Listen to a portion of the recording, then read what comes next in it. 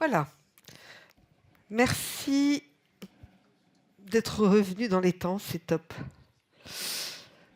Alors, nous avons beaucoup parlé de ressources et d'environnement et nous allons continuer sur cette fin de matinée pour... Pardon, j'essaie de le caler. Pour pouvoir évoquer les sujets de la palette bois face aux enjeux environnementaux et les nouvelles réglementations. Alors, nous allons avoir une table ronde en plusieurs étapes. Pour vous redonner un petit peu le contexte, donc comme on l'a vu, les enjeux environnementaux sont au cœur des réflexions actuelles, que ce soit en termes de politique publique, de réglementation et de stratégie des entreprises. C'est à la fois une source de préoccupation légitime, mais aussi une source d'innovation et de transformation. Donc la filière palette bois est de fait particulièrement impliquée et cette table ronde en sera la démonstration. Nous allons démarrer avec Renaud Cornu, président d'EPALIA et participant de la première convention des entreprises pour le climat. Puis Bastien Nosek du cabinet Carbone 4, dont Jean-Michel Servant vous parlait tout à l'heure, nous fera un état des lieux de quelques éléments de cette énorme étude qui est en train d'être faite en termes de prospective sur les scénarios 2030-2050. Et puis ensuite, nous parlerons avec Nicolas Douzin des réglementations environnementales actuelles. Et ensuite, avec encore Renaud Cornu qui reviendra, Léa Charon et Nicolas Douzin, de ce que font les acteurs et la FNB face à ces enjeux. Donc c'est parti. Je demande, merci Renaud de me rejoindre pour 7 minutes. Oula. Non, mais de toute manière, j'assume. J'ai déjà le rôle de la gardienne du temps, donc j'assume. Bonjour à tous. 7 minutes. On m'avait dit 17 pourtant. Moi. Non, mais tu interviens 2 fois. Bon, vous allez bien? Le moral? Ouais, 2024, 2050. Bon, ce que je vais vous présenter, je suis pas sûr de vous le remonter quand même, le moral. Je vais être malheureusement un peu dans l'ambiance, pas hyper optimiste, mais on va essayer d'être factuel en tout cas et descriptif. Alors, je vais porter un témoignage sur la Convention des entreprises pour le climat. Déjà expliquer qu'est-ce que c'est que ce truc-là. J'ai eu la chance de participer à la première vague ou la première promotion. C'est une initiative qui a été portée par des dirigeants rapidement après la Convention citoyenne pour le climat et qui se sont dit on va maintenant essayer de faire en sorte que les entreprises jouent pleinement leur rôle dans les enjeux environnementaux, justement, puisque c'est de ça dont il s'agit. Et donc le process, c'était quoi? C'était de réunir 150 dirigeants, de les passer à la moulinette de l'information scientifique sur les enjeux, scientifiques, sociétales, etc. De les informer et de leur faire prendre conscience de l'ampleur du sujet et de la vitesse de ce sujet. Et ensuite, parce que ce n'est pas le tout de plonger dans le pessimisme, c'est qu'est-ce qu'on fait derrière? C'est de les accompagner à construire une feuille de route baptisée de redirection écologique, donc c'est très ambitieux, mais surtout avec l'ambition d'avoir des modèles économiques qui soient compatibles. Alors compatibles avec quoi? Avec le point de départ qui était les accords de Paris. Et puis, une fois cette première promotion, on va dire, de lancer, c'est de faire rayonner ce mouvement-là, essayer de le déployer au maximum. Aujourd'hui, il y a, je crois, une douzaine de conventions d'entreprises qui sont dans les territoires, et puis ils espèrent s'aimer encore plus, bien entendu. Donc voilà un peu la genèse et ce que c'est que la Convention des entreprises pour le climat. Donc j'ai pris quelques images pour peut-être essayer de semer une graine d'inspiration parmi vous. Sur la représentation de la RSE. C'est une image que j'aime bien, c'est de dire que en fait, les 3 piliers que l'on présente souvent de l'économique, l'environnement et le social, ce ne sont pas des piliers indépendants. Et donc, je vous propose une deuxième lecture, une lecture un petit peu différente de la RSE, qui est que déjà, nous, espèces humaines, nous faisons partie du vivant. Nous faisons partie de l'environnement. Et que l'ordre des choses, j'ai envie de dire, c'est que c'est une planète ou un environnement sain et durable qui va permettre l'épanouissement d'une société, la société des hommes, qui soit vivable et durable et pérenne. Et que c'est une société des hommes vivable et pérenne qui permettra la prospérité de l'économie. C'est dans cet ordre-là que ça marche. C'est pas dans l'autre.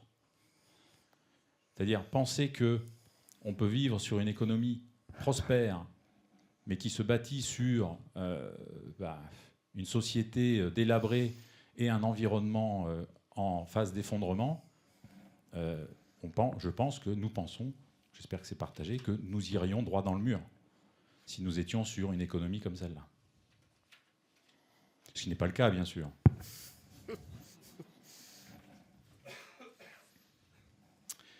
Alors, puisqu'on parle de l'environnement, c'est la base, là aussi quelques images sur les limites planétaires. Donc c'est un concept qui est développé depuis les années 2009-2010, je crois, qui dit qu'il y a 9 phénomènes sur lesquels on peut mesurer l'état de stabilité ou d'instabilité de la planète. Et donc, si on veut maintenir cette stabilité que l'on connaît depuis 10 000 ans, que la planète connaît depuis 10 000 ans, il faudrait ne pas dépasser les seuils limites sur ces 9 phénomènes. Bon, on voit qu'il y en a déjà 6 de dépassés, et il y en a qui ne sont pas encore quantifiés. Donc c'est pas tout rose comme photographie, mais enfin, il faut en avoir conscience. Le deuxième message, c'est que le climat et le CO2, c'est une des 9. On parle beaucoup de climat et on parle beaucoup de changement climatique et de CO2, mais en fait, ce n'est qu'une des 9 limites planétaires. Ensuite, pour peut-être illustrer, je vais parler plutôt de biodiversité et d'effondrement de la biodiversité. Pour l'illustrer, moi, le point qui m'a le plus marqué, en fait, et c'est ce que je vais vous présenter juste après, je vais vous demander un petit exercice de visualisation. Vous prenez l'ensemble des mammifères, terrestres et marins d'ailleurs, et vous les mettez sur une balance. Ça représente à peu près 1 milliard de tonnes de mammifères. Vous les divisez en 4 catégories, 4 familles. Les animaux sauvages terrestres, les animaux sauvages marins, les animaux domestiqués par l'homme pour la nourriture ou la compagnie ou ce qu'on veut, et enfin l'espèce humaine puisque nous sommes des mammifères. Donc mettez tout ça sur une balance et je vais vous montrer les proportions. Essayez d'imaginer à peu près, là, ça représente quoi, les humains, dans tout ça, etc. La photo, c'est celle-là. C'est-à-dire que sur le milliard de tonnes de mammifères, quasiment 40% sont des humains et quasiment 60% ce sont les espèces domestiquées par l'homme. Donc quand on parle d'ampleur de l'impact des activités humaines ou de l'espèce humaine sur l'environnement, en tout cas sur la biodiversité, je trouve que cette image elle est assez parlante, puisque c'est 95% des mammifères, c'est soit des humains, soit des espèces domestiquées au service des humains. Ça va toujours ? Alors on fait comment ? Une fois qu'on a le constat. On va revenir peut-être un peu sur la RSE. Ça, c'est le concept de la théorie du donut. Je suis désolé, j'en vois quelques concepts là en 7 minutes. C'est un peu challenging, hein, j'imagine, à assimiler. Mais c'est comment on peut faire évoluer l'économie entre ce qu'on appelle un plancher social et un plafond environnemental. Pour que l'économie, je reviens à ma RSE du début, pour qu'elle soit pérenne, durable, etc., eh bien, il faut réussir à la faire évoluer dans ce donut, dans cet anneau qui est au milieu, entre ce plancher social et le plafond environnemental. Alors le plafond environnemental, c'est les 9 limites planétaires, donc j'ai déjà parlé de ça. Je n'allais pas en plus vous envoyer les concepts sur le plancher social, mais le plancher social, c'est les besoins humains essentiels fondamentaux, qui sont dénombrés ici, qui sont au nombre de 11, il faut en garantir un minimum d'accès à l'ensemble de l'humanité pour que ce soit, encore une fois, viable, pérenne, etc. Et donc parmi ces besoins humains fondamentaux, il y a l'accès à l'eau, à la nourriture, à la santé, à l'éducation, à la sécurité, etc. etc. Et donc l'idée de la Convention des entreprises pour le climat, c'est comment on questionne nos modèles économiques. Est-ce qu'ils sont compatibles avec ça ? Et s'ils ne le sont pas, qu'est-ce qu'on fait ? Alors, ma conclusion, puisque l'idée, c'est la palette bois face aux enjeux environnementaux. Quand on regarde la palette bois au travers de ce concept de donut, déjà, on est sur une ressource qui est renouvelable à l'échelle du temps humain. Donc ça, c'est génial. Il n'y a pas beaucoup d'industries, je peux vous dire, qui sont dans cet état-là. Il y en a beaucoup qui vivent sur stock, pour le coup. Je ne sais pas qui c'est, je ne me rappelle plus, c'est M. Servan qui parlait de stock tout à l'heure. Il y a énormément d'industries qui vivent sur stock. Il y a un moment, du stock, il n'y en aura plus. Nous, on a la chance d'œuvrer sur une matière qui est renouvelable à l'échelle du temps humain, qui en plus est une ressource puits de carbone, qui, quand elle est sur pied, et pour peu que ce ne soit pas des champs d'arbres mais des forêts, est une ressource de biodiversité, qui est une ressource qui est aussi une régulatrice du cycle de l'eau douce.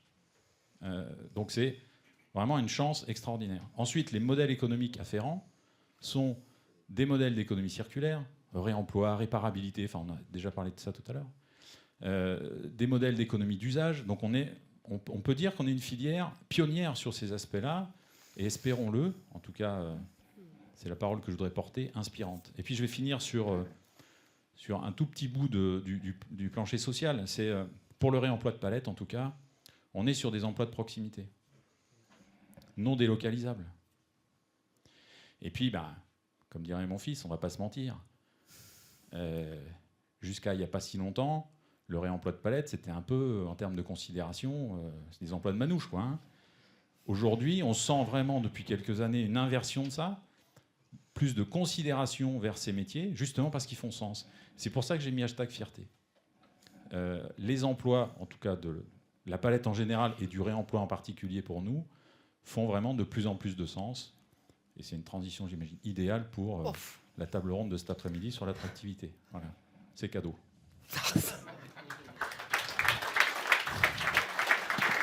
Merci. Parfait, merci beaucoup Renaud. Alors maintenant, je donne la parole à Bastien Nesek, du consultant senior du cabinet Carbone 4, qui va nous évoquer les grandes lignes de cette étude prospective qui a été faite à l'initiative de François Forêt, du Codifab et de la Copacel. Et là, c'est un grand privilégié, il a 30 minutes. Merci pour ce temps précieux. Donc, bonjour à tous. Donc, effectivement, Bastien Nesek. Donc, je suis consultant senior au sein de Carbone 4.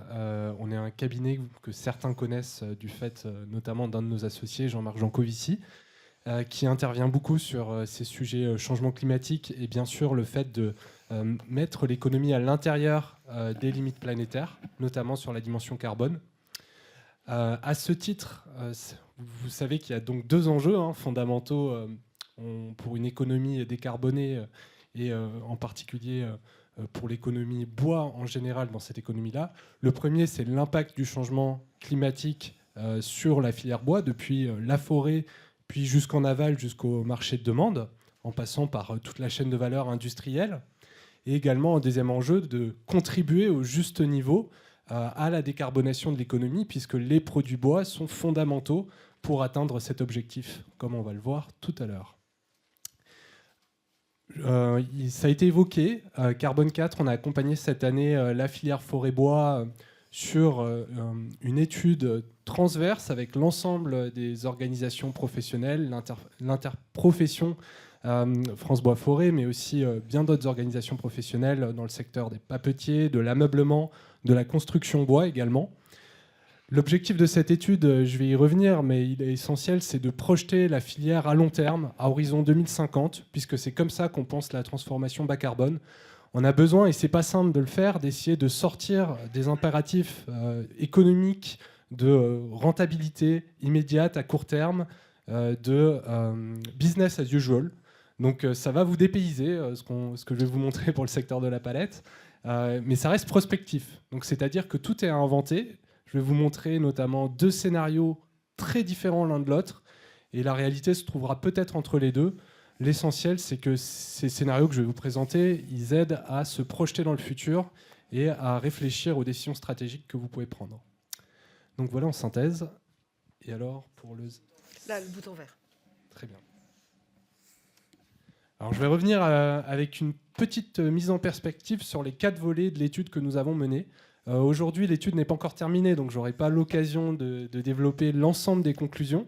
Je vais zoomer en particulier juste après sur un point qui est la place de la palette dans des mondes bas carbone en France. Et là, je vais juste commencer par vous donner un peu une mise en bouche de l'approche de l'étude et des résultats vers lesquels on arrive. Donc le premier point qui est très important, c'est qu'on ne raisonne plus avec des oraux, on raisonne avec, comme je vous l'ai dit, des flux physiques. Donc ce qu'on a essayé de comprendre dans un premier lieu, c'est comment la ressource forestière, mais aussi le bois en fin de vie, qui peut être réemployé ou recyclé, va aller servir différents usages dans l'économie. Donc différents marchés de demande, la construction, l'ameublement, les palettes en particulier, puis les emballages légers également, les papetiers et le bois énergie, qui était également un sujet qu'on a exploré. Pour faire cela, on a interagi avec l'ensemble des organisations professionnelles de la filière. C'est un travail assez inédit qu'on a fait. C'est pas simple à faire. Il faut savoir en particulier qu'il y a des flux d'import-export de grumes à différents niveaux. Il y a des flux d'import-export de produits finis et aussi de produits semi-finis. Donc on verra notamment le poids de la palette vide importée en France, qui est assez conséquent. Ce tableau emploi-ressources, donc comme je vous l'ai dit, il intègre la matière vierge, donc essentiellement du bois vierge qui est prélevé en forêt, mais il intègre aussi les flux de réemploi, un réemploi qui a vocation à grandir dans les prochaines années. Par exemple, aujourd'hui, le réemploi de produits en fin de vie, de produits bois en fin de vie dans la construction, c'est moins de 1%. Donc il y a un vrai effort aussi pour rentrer dans une économie circulaire ici et réduire la tension sur les ressources à ce niveau-là. On a aussi intégré bien sûr les flux de recyclage. Donc ça a été la première partie du travail, créer un diagnostic avec des flux physiques de matière qui traversent l'économie afin de comprendre les différents marchés de demande et leur poids. Dans un second temps, on a aussi travaillé avec l'IGN, l'ONF, à des scénarios d'évolution des forêts à horizon 2050 avec l'impact du changement climatique. Donc il y a beaucoup de scénarios qui sont modélisés avec des impacts assez différenciés, un taux de mortalité selon l'espèce qui augmente plus ou moins significativement. Le but ici, c'était essentiellement de tirer différents scénarios sur la disponibilité en bois sur pied et ensuite de faire des scénarios de prélèvement. Et aussi, bien sûr, donc il y a aussi des récoltes accidentelles qui rentrent dans le lot de ces considérations-là. Le troisième volet sur les 4 volets, ça a été d'imaginer des scénarios de demande à horizon 2050 pour différents marchés. Donc la construction, quelle est la part de la construction bois dans une économie qui se décarbone ? Je vous dévoile tout de suite qu'elle augmente significativement et que la quantité de ressources appelées est gigantesque par rapport à aujourd'hui. Et on a fait de même pour différents marchés, les papetiers, les emballages, bien sûr, les différents types d'emballages, aussi l'ameublement. On a travaillé avec les panneautiers également. Bref, on a balayé vraiment tous les usages possibles. On a aussi regardé la place du bois énergie et la place de l'autoconsommation de bois dans la filière industrielle, puisque la filière bois est une filière industrielle. On a parlé notamment du bois autoconsommé pour le séchage des sciages, qui est essentiel. On a aussi regardé ces éléments-là. On les a projetés, ces différents marchés, à 2030, 2040, 2050. En particulier, donc, ce que je vais vous présenter après, c'est cette projection du marché pour le secteur de la palette en France. Et enfin, dans un quatrième temps, on a réalisé ce qu'on appelle un bouclage offre-demande. Donc, c'est-à-dire qu'on est venu regarder par rapport à la demande en produits bois dans des économies bas carbone, comment est-ce qu'on fait pour boucler avec la disponibilité en matière, la disponibilité en bois prélevé, mais aussi en bois en fin de vie pour recyclage. Et donc, on a construit sur cette base un outil de filière qui projette différents scénarios de prélèvement et aussi différents scénarios de demande selon le poids des produits bois dans cette économie bas carbone. C'est un outil interactif et qui a vocation à être utilisé par la filière pour se projeter dans le futur, horizon 2030-2050, et venir animer la réflexion, notamment avec les pouvoirs publics. Et aussi, bien sûr, avec les différents marchés finaux. Donc maintenant, je vais vous présenter les résultats de cette réflexion dans un contexte un peu particulier, c'est-à-dire quelle serait l'évolution du marché de la palette sous contrainte carbone. Donc je vais revenir à ce point et vous expliquer un peu ce qu'on entend par là. Donc déjà, une petite page de contexte. Comme vous le savez, aujourd'hui en France, on est engagé à réduire significativement nos émissions, moins 55% dans le cadre du programme Fit for 55 de la Commission européenne d'ici 2030 par rapport à 1990, et puis la neutralité carbone en 2050. Donc la neutralité carbone, ça veut dire qu'on émet autant que par exemple les écosystèmes forestiers, les océans et différents systèmes qui sont capables de capter du carbone artificiel ou naturel, comme la forêt. C'est-à-dire qu'on émet autant que ce que ces écosystèmes-là sont capables de capter. Donc c'est vraiment très ambitieux et ça devra être atteint sous peine que le changement climatique continue de s'accentuer, puisque les températures continueront d'augmenter. Donc c'est vraiment la perspective qu'on prend. On suppose que l'économie française respecte cette trajectoire, ce qui est déjà une forte supposition. Mais c'est ce vers quoi on tend actuellement, comme on peut le voir avec les différentes mesures qui sont prises au niveau de l'État notamment. Donc à partir de là, on va maintenant explorer les conséquences pour la palette dans cette perspective. Alors je vais commencer par vous parler de la situation actuelle. Donc quels sont les différents marchés de demande qui appellent le plus de palettes vides aujourd'hui. Et ensuite, je vous parlerai de la vision prospective projetée à plus long terme. Donc, alors je pense que ça ne va pas être simple pour ceux qui sont loin.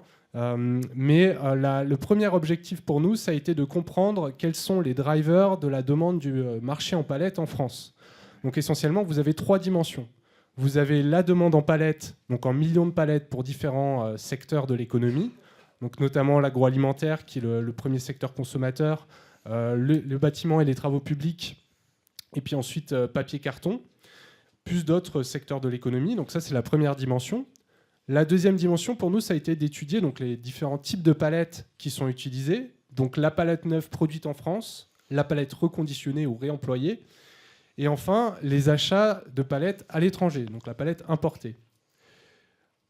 Par rapport à ces 2 premiers paramètres, on vient en mettre en perspective un troisième qui est l'appel en sciage en particulier et en bois moulé, puisqu'à nouveau notre but c'est de comprendre la demande en matière par le secteur de la palette.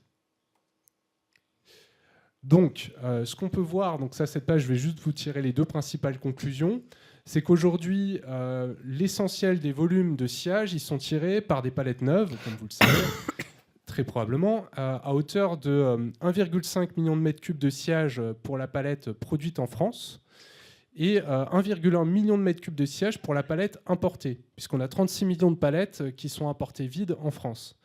La palette reconditionnée, c'est 92 millions de palettes, mais la quantité de sciage appelé est très faible en comparaison du neuf, donc de l'ordre de 0,1 million de mètres cubes. Maintenant qu'on a vu ces éléments de mise en perspective,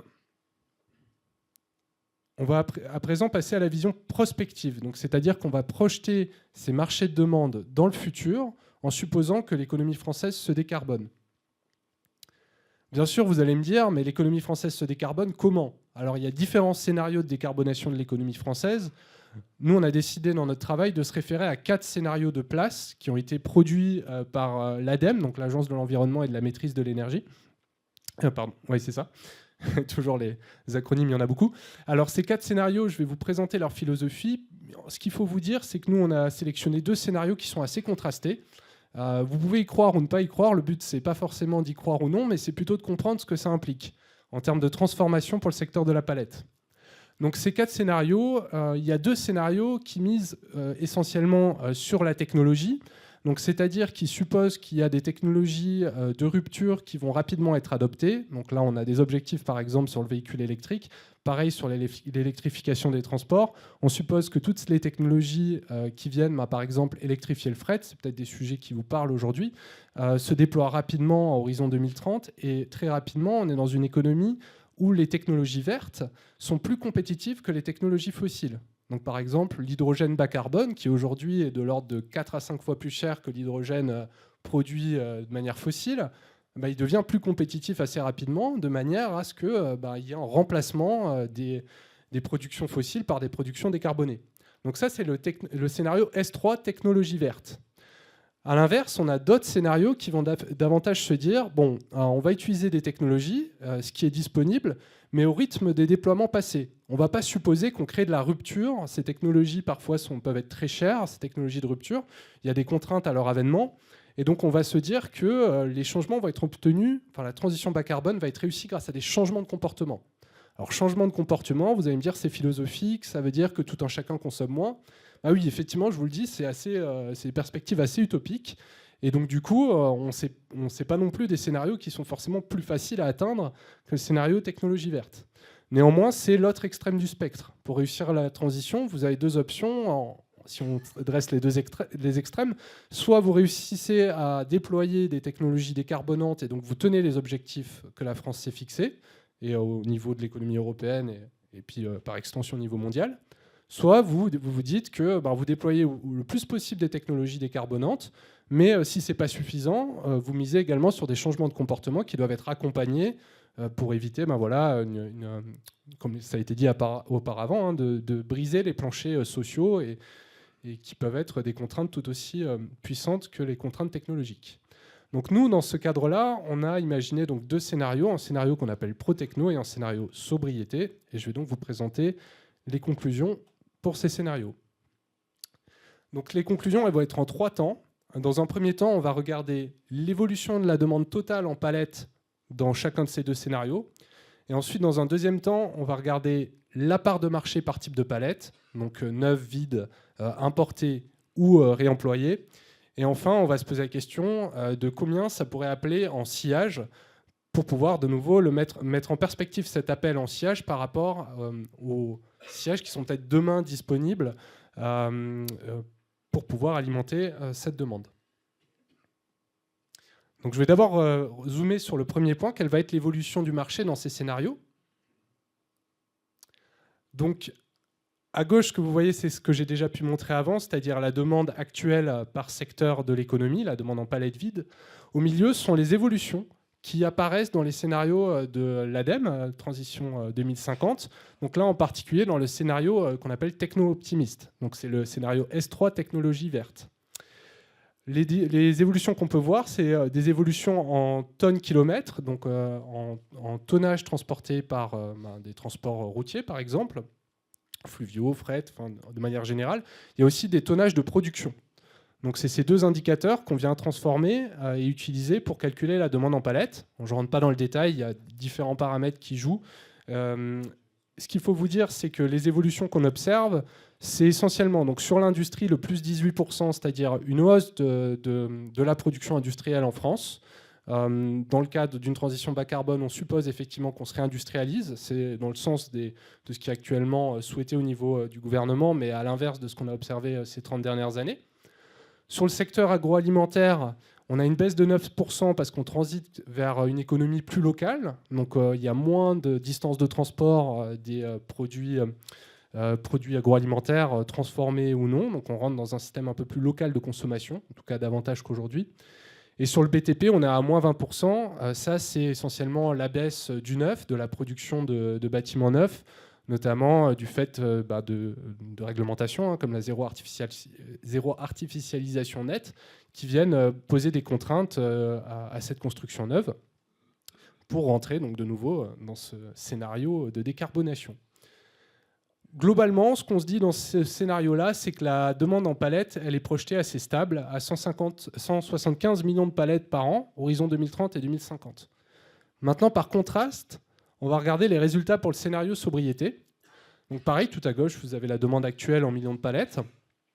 Ensuite, au milieu, vous avez l'évolution de la production et du trafic de marchandises, comme avant, mais avec des évolutions plus fortes à la baisse. Donc comme je vous le disais, le scénario sobriété suppose qu'il y a moins de consommation par habitant. Donc en fait, il y a moins de matière qui traverse l'économie.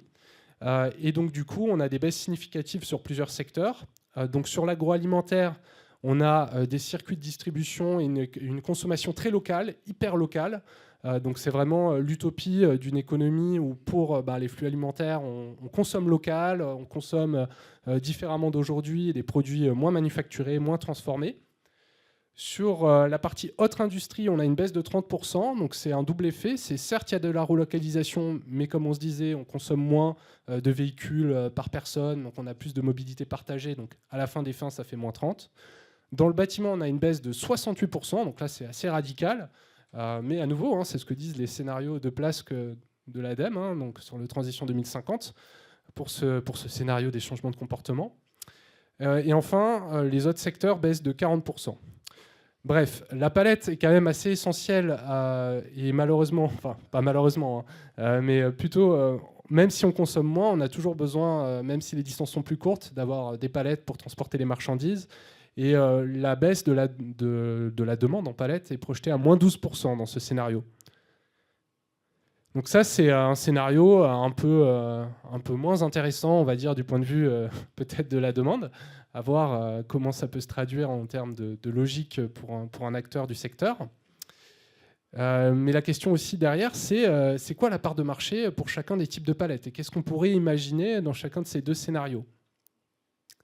Alors, dans le scénario pro-techno, la version techno-optimiste de l'ADEME, la demande, elle est stable. On est à 175 millions de palettes, donc c'est sur la partie gauche de la page.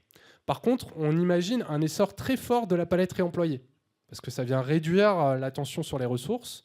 Donc du coup, ça suppose aussi d'arriver à atteindre cette augmentation de la part de marché de la palette réemployée. La palette neuve, elle baisse d'un bon 50%. Et la palette vide importée, elle baisse également d'à peu près du même ordre de grandeur. Donc ça, c'est sous condition d'arriver à cet essor de la palette réemployée.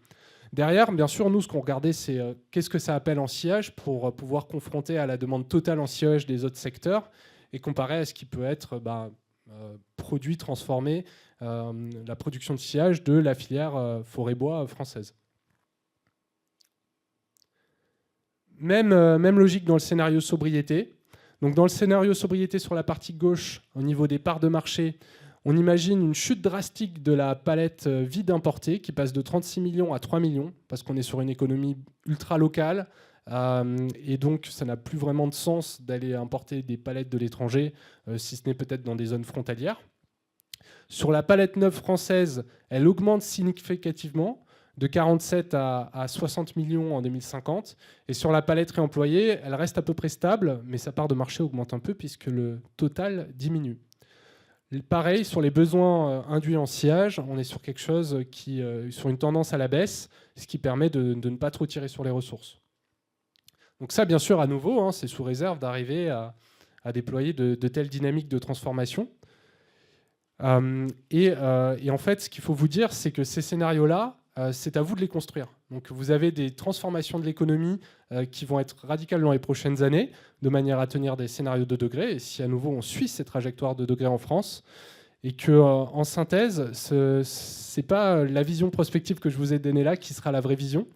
Par contre, ça vous permet d'imaginer quelle peut être la place de la palette dans des mondes bas carbone, d'une part, et d'imaginer quelle est la quantité de ressources qui va être appelée, et si ça, c'est compatible avec ce que les forêts seront capables de générer comme bois d'œuvre, et ce que la filière industrielle française sera capable de produire en quantité de sillage.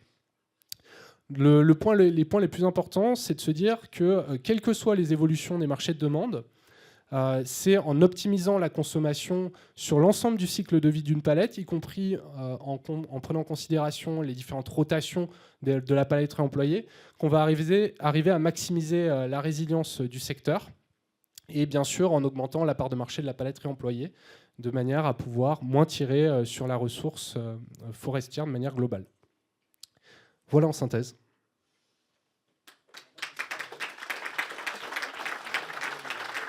Maintenant. Avant de passer à la suite, on vous propose, si vous avez des questions, de les poser maintenant. Merci, c'était très clair en tout cas, Bastien. Est-ce que vous avez des questions? Ou est-ce que c'était limpide?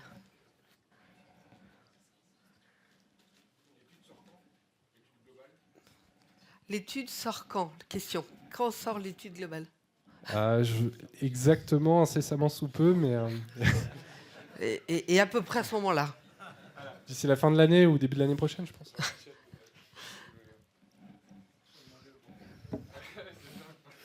Voilà. Non, en fait, l'essentiel est produit, mais on a une petite difficulté technique sur l'étude globale, c'est que ces scénarios s'appuient sur des scénarios qui sont eux-mêmes issus de l'étude IGN-FCBA, qui est une étude publique et dont les résultats ne sont pas connus. Donc on a un petit souci d'ordre. Voilà. Donc on espère que l'étude officielle IGN-FCBA sortira d'ici Noël, fin décembre, ce qui nous permettrait, nous, derrière, de communiquer début janvier. Voilà. mais c'est une prévision. Est-ce que vous avez d'autres questions ?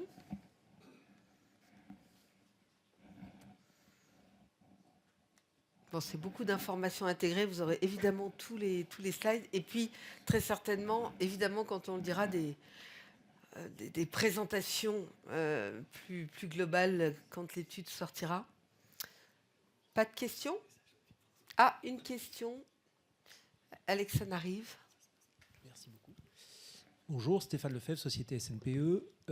Tout simplement, et j'ai peut-être mal suivi, j'en suis désolé par avance si c'est le cas, vous développez 4 scénarios, enfin vous présentez 4 scénarios et vous en développez 2 si j'ai bien suivi. Quid des 2 autres ? Je ne sais pas si je peux revenir en arrière. Oui, ou... bien sûr. C'est le bouton rouge, d'accord. Je vais juste revenir à la page en question. Alors, il y a effectivement 4 scénarios. Donc sur la partie droite, ici, vous avez un scénario qui s'appelle Paris réparateur. Ce scénario, il ne respecte pas l'accord de Paris. C'est un scénario où on considère que on ne fait pas des efforts de décarbonation suffisants. Et donc finalement, la température continue d'augmenter. Donc pour nous, ça c'était un scénario un peu plus business as usual. Et en fait, la question que se pose l'ADEME, et je vous invite à lire la synthèse pour ce scénario-là, c'est qu'est-ce qui se passe si justement on ne respecte pas l'accord de Paris pour l'économie française ? Quels sont les impacts du changement climatique et comment les modes de vie évoluent en conséquence ? Donc c'est un scénario plutôt un peu moins désirable du point de vue du changement climatique et des impacts sur la société. Et le scénario tout à gauche, c'est le scénario génération frugale, qui est un scénario, on va dire, low-tech. Je ne saurais pas comment le caractériser vraiment autrement. Donc voilà. Et donc changement de comportement et pas technologie. On vous rajoutera sur les slides, je me permettrai de rajouter, il y a un petit film de 4 minutes qui explique les scénarios de l'ADEME et la synthèse. Ça permet de comprendre un peu mieux comment a travaillé l'ADEME, même si le rapport est énorme. Mais en tout cas, c'est intéressant de savoir quels sont les scénarios qu'il prévoit, en se disant, c'est l'ADEME qui le dit eux-mêmes, que très certainement, ça sera évidemment un mix de tous ces scénarios. C'est comme toute prospective, mais enfin, c'est intéressant de voir les différentes étapes. C'est clair pour vous ? Bon, on refera un petit temps de questions à la fin si vous avez des questions qui vous reviennent. Merci Bastien, c'était très clair. Alors maintenant, on est dans la prospective et puis on va revenir un peu dans le réel, mais dans le réel dans le réel d'aujourd'hui en tout cas, parce que c'est du vrai réel. Où en est-on en termes de réglementation environnementale actuelle au niveau français et européen? Et je demande à Nicolas Douzin, délégué général de la Fédération nationale du bois, de bien vouloir venir. Peut-être ici. Voilà, on va le faire au fur et à mesure. Le vert. Oui. Oui, bonjour à tous. Ça fait le lien avec ce que Bastien vient d'expliquer, puisque la France, les différents pays et les États membres construisent une réglementation qui vise à cette neutralité carbone. Voilà. Donc, on rentre dans l'application de la réglementation. C'est un peu moins marrant. La première, c'est la réglementation sur les emballages et la loi sur l'économie circulaire, qui rend obligatoire la mise en place de différentes REP. Donc la responsabilité est accrue sur les producteurs pour améliorer le recyclage, le réemploi et la valorisation des produits en fin de vie. Celle qu'on connaît le plus, c'est sur la nourriture, le point vert. Et bien là, ça se développe pour les matériaux de construction et demain, au 1er janvier 2025, sur les emballages. Il y a le règlement européen sur la directive emballage. La télé en a fait la publicité il y a quelques jours avec l'amendement dit Camembert. Règlement, ça veut dire que chaque pays ne peut pas changer une virgule du texte. Et donc chacun doit l'appliquer à la lettre sans modification nationale. Et enfin, le règlement sur la déforestation de l'Union européenne, avec des enjeux très forts de traçabilité, pas au sens de PEFC et FSC qui sont sur des bilans massiques. Ici, on est sur une traçabilité physique. Voilà. Donc j'ai vu tout à l'heure des codes barres sur les palettes. Je pense que c'est un sujet qui, là aussi, va nous occuper très fortement, puisque les échéances sont très courtes, et ça concerne 100% des flux qui circulent en Europe, que les produits soient européens ou proviennent de pays tiers. Donc la REP sur les emballages industriels et commerciaux, donc on transfère la responsabilité, les coûts, la gestion des déchets aux producteurs. On rend tout ça gratuit pour l'utilisateur. Et ensuite, on intègre le coût et l'organisation de la gestion des déchets dans le coût du produit. Voilà. Donc ça veut dire qu'on touche à votre équilibre financier et qu'il faut y apporter un soin tout particulier. Et comme je l'indiquais, 1er janvier 2025, le début des hostilités. C'est une grosse... Donc les emballages industriels et commerciaux, c'est plus gros que les emballages ménagers. C'est pour ça que j'ai fait référence tout à l'heure aux emballages ménagers. 7,2 millions de tonnes d'emballages. Tous les secteurs de l'économie sont concernés. On parle du bois, mais quand on a une entreprise dans le secteur du bois, on ne manipule pas que du bois. Il y a aussi des produits qui arrivent sous différents conditionnements. Et le bois, et la palette bois, dans l'ensemble, ça pèse 35% des volumes. Donc c'est un des majors de la REP. Voilà les volumes. Alors le papier carton, numéro 1. Il y a aussi le bois, numéro 2. Et le plastique, pour qui toutes ces réglementations ont été mises en place. Et voilà. Donc après, l'acier, l'aluminium, on est dans des volumes tout à fait différents. Donc le deuxième axe, donc c'est le règlement européen sur les emballages. Donc là, il est en cours de production. On a vu tout à l'heure le développement des différentes étapes. Beaucoup de monde en Europe essaye de défendre le secteur. Le but, c'est de diminuer le volume d'emballage mis en marché à l'échelle de l'UE, augmenter le réemploi et imposer des emballages recyclables. Donc, tout à fait l'axe que Bastien a expliqué précédemment. Donc, le texte il vise principalement à lutter contre les déchets d'emballage ménager et les déchets plastiques, mais peu le bois, qui est souvent mal pris en considération et nous met quelquefois dans des situations extrêmement délicates, d'où l'attention particulière qu'on doit y mettre. Et le caractère renouvelable du bois est souvent, justement, pas pris en compte. Le dernier, qui concerne tout le monde dans la salle, bois et non-bois, tout utilisateur, c'est le règlement sur la déforestation importée.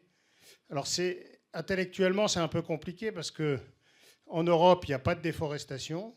On n'a pas l'intention de déforester.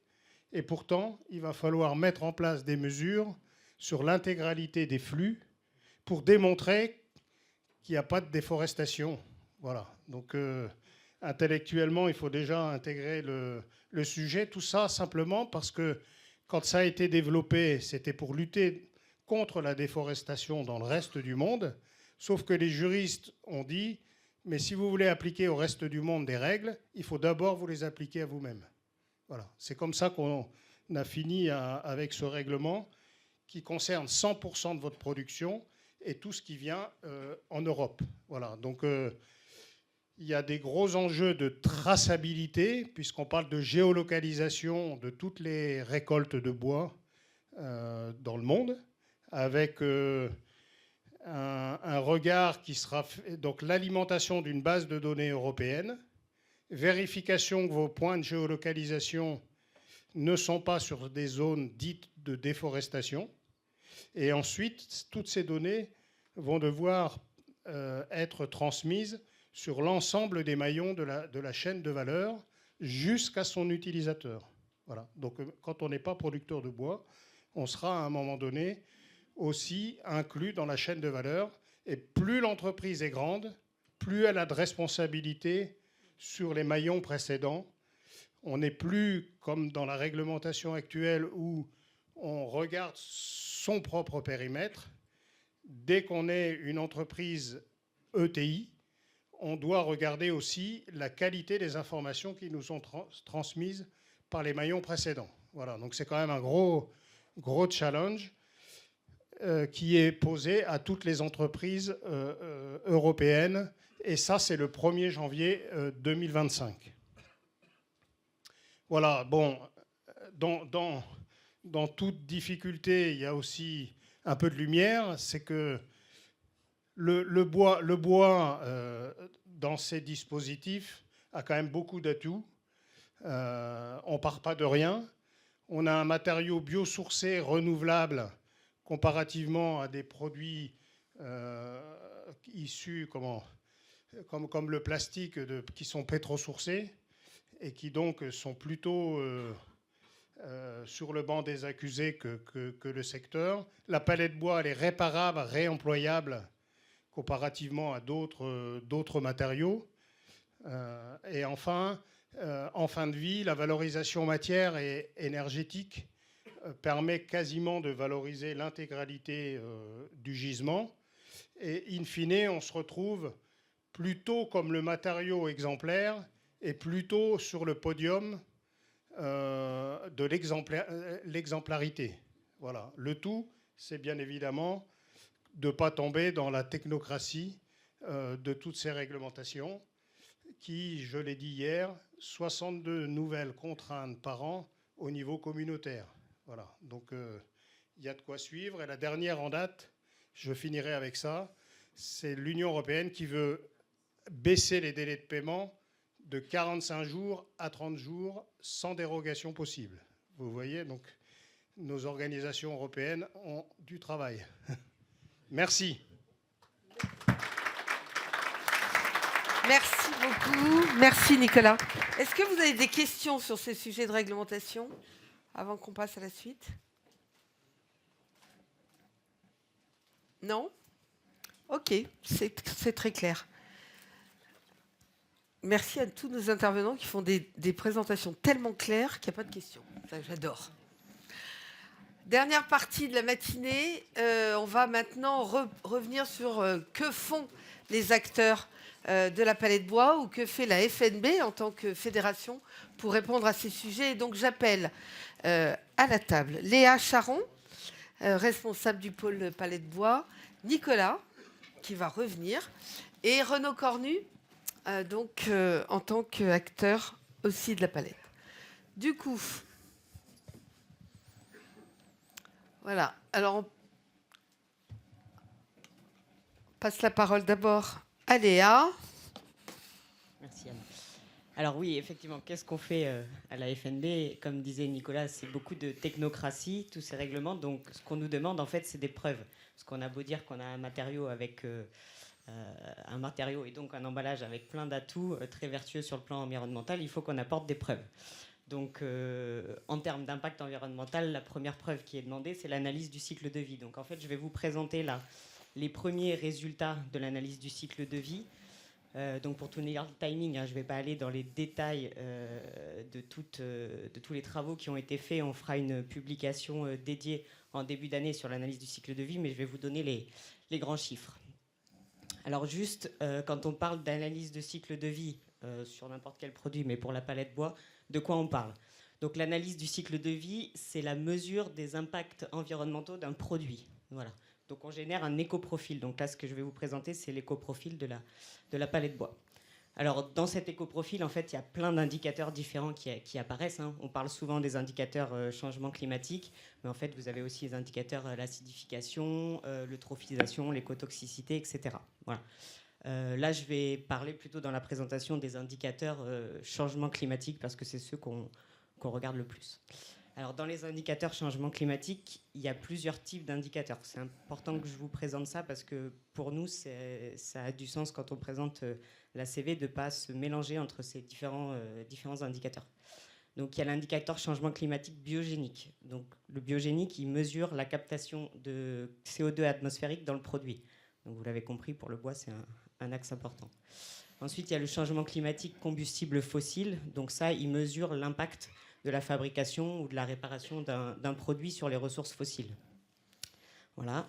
Et ensuite, il y a un troisième indicateur changement climatique qui est l'indicateur changement climatique occupation des sols et transformation de l'occupation des sols, bon, qui nous intéresse un petit peu moins là dans la présentation de la CV.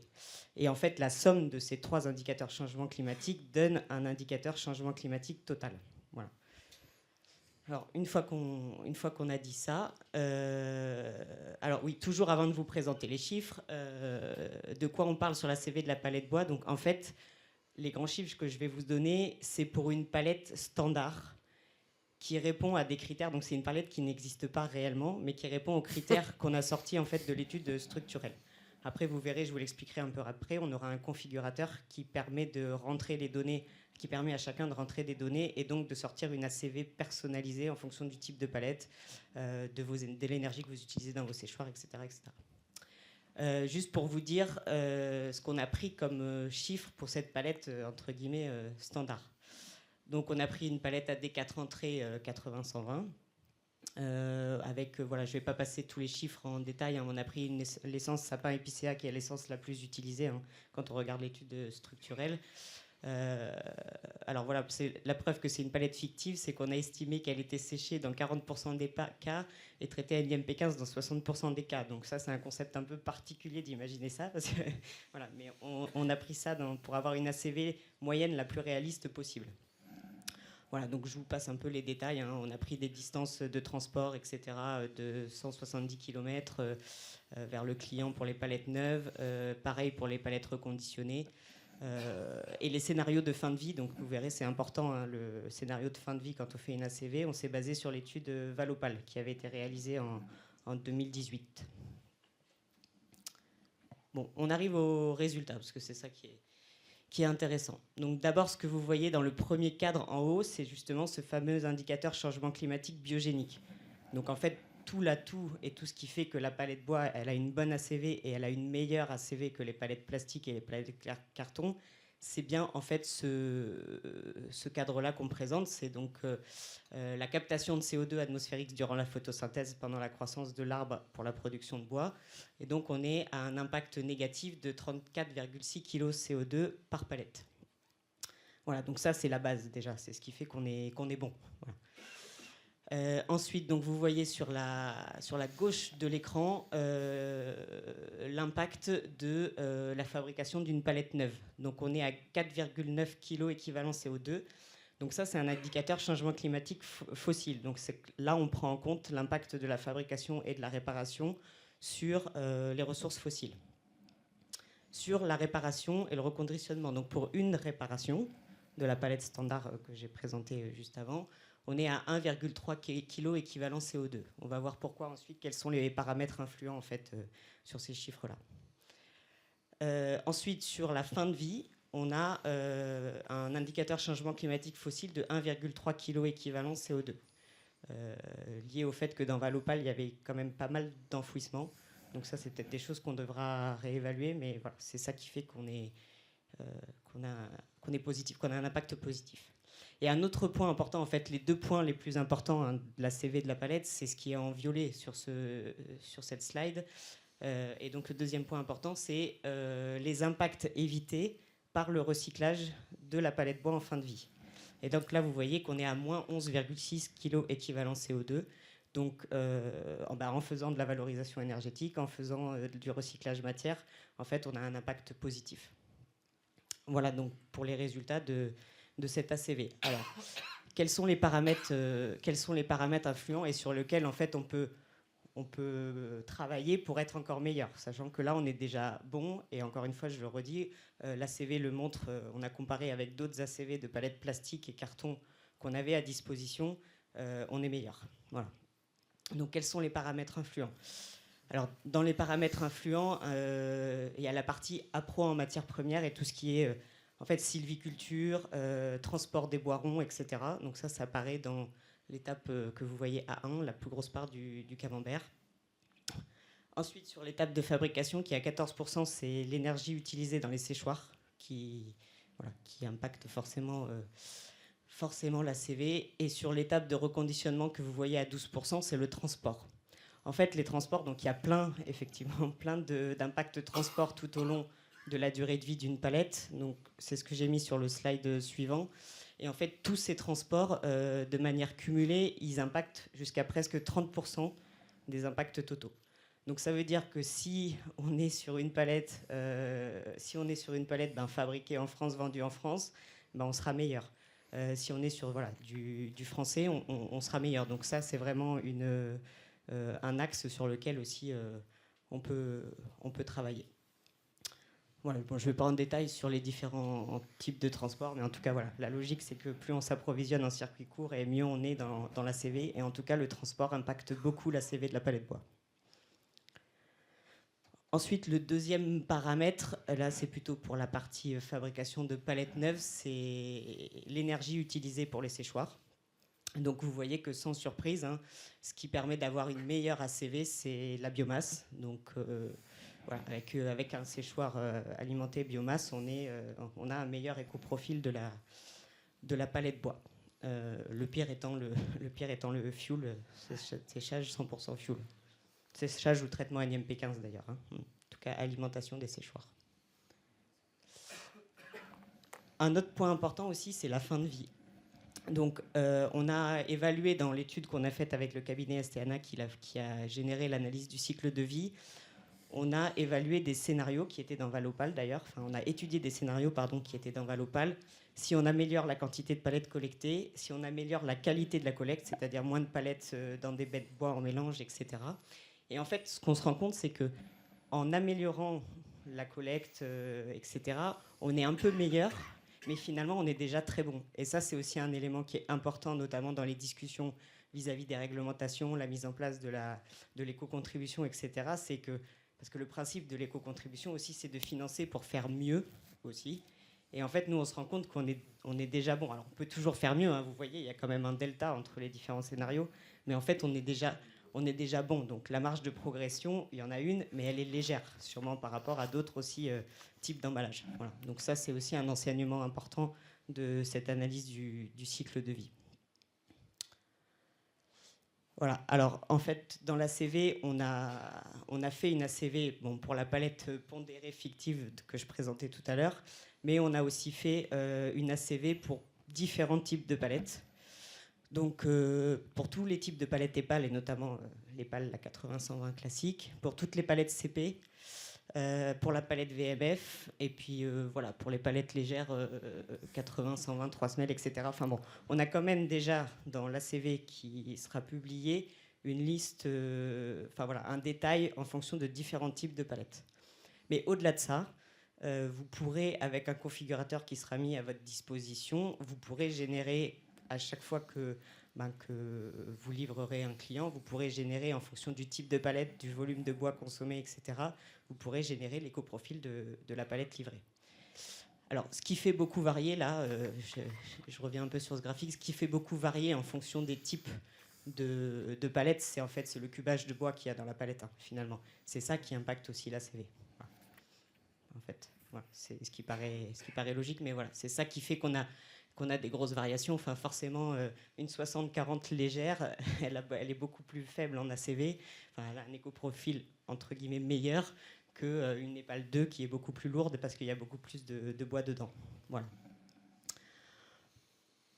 Je pense que j'ai à peu près terminé sur l'ACV. Voilà, donc vous me direz si vous avez des questions. Et toujours sur le sujet de l'accompagnement aussi des entreprises par rapport à tous les enjeux environnementaux. Donc la FNB a mis en place un parcours RSE pour les industriels de la palette. Et donc on vous proposera un autodiagnostic qui est adapté à vos industries, parce que des autodiagnostics RSE, il y en a plein. Mais là, voilà, un autodiagnostic adapté à vos industries. Et puis des guides pour se lancer dans la démarche RSE. Donc il y en a qui le font déjà. Mais voilà, pour ceux qui ne savent pas comment s'y prendre, parce que ce n'est pas toujours simple, des guides pour se lancer dans la RSE.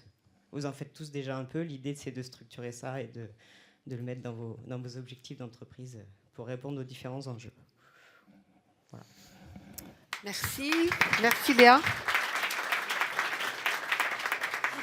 Alors pour poursuivre, du coup, Renaud, Qu'est-ce que... Voilà. Qu'est-ce qu'en tant qu'acteur de la palette, vous nous avez parlé de la CEC, de la Convention des entreprises pour le climat, mais qu'est-ce que vous vouliez aussi nous parler? On en a beaucoup parlé du réemploi, voire plus. Est-ce que vous pouvez aller un peu plus loin Oui, pour bien nous dire sûr. votre expérience là-dessus? Alors, je vais découvrir ça. On sait- D'accord, un peu d'auto-promo. Déjà, de vous expliquer d'où je parle. Donc, Epalia, on est un leader de marché sur le réemploi de palettes en France. Un peu moins de 400 collaborateurs, une petite quarantaine de plateformes. Et on traite 16 millions de palettes, enfin, nos équipes traitent 16 millions de palettes par an. Une fois que j'ai dit d'où je parle, l'idée, c'était d'expliquer que chaque marché trouve une réponse en termes d'offres. Chaque utilisateur va pouvoir trouver une réponse en termes d'offres sur le réemploi. Donc, que ce soit de la location de palettes, que ce soit des palettes échangeables, l'achat-revente qu'on connaît tous, des prestations de services, des prestations logistiques, des prestations de réparation. Tout ça, ça répond à des demandes spécifiques et que les acteurs du réemploi se sont finalement organisés et proposent à leurs clients, j'ai envie de dire, un panel très très large qui permet de couvrir normalement tous les besoins, jusqu'à la gestion de parcs de palettes consignées ou de reverse logistique dont Jean-Louis parlait tout à l'heure. Peut-être moi, un élément là-dessus, parce qu'on a une petite expérience depuis quelques années maintenant, sur l'aspect consigné et le retour de la consignation. J'essaye de faire un peu de prosélytisme sur les réseaux sur la consignation. Pourquoi? Même si ça peut paraître un peu old school des années 50.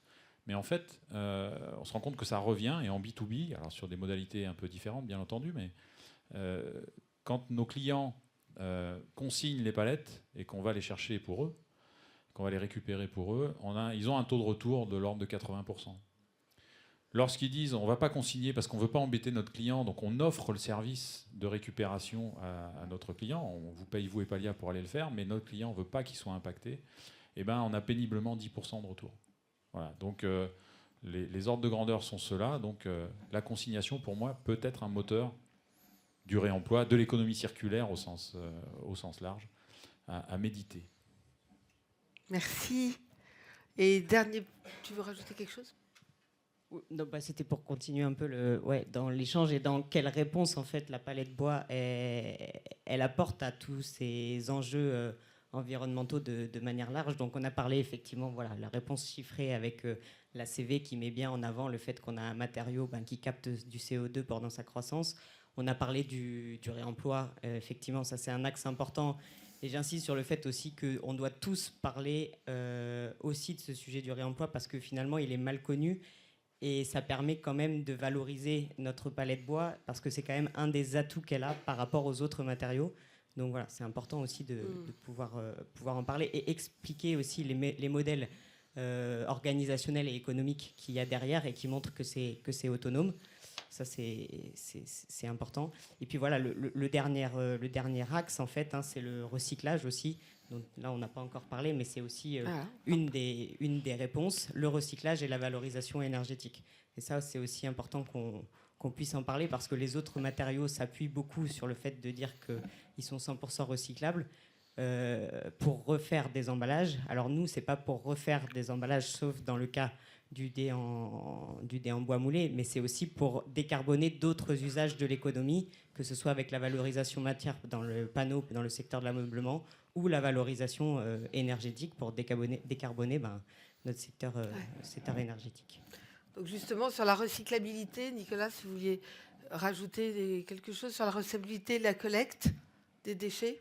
Vous avez une petite slide. Si?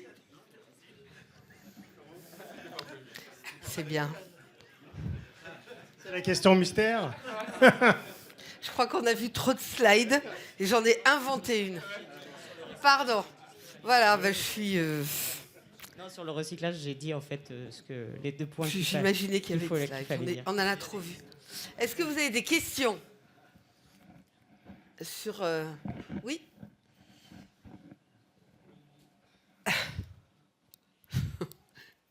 Ça bug à un moment.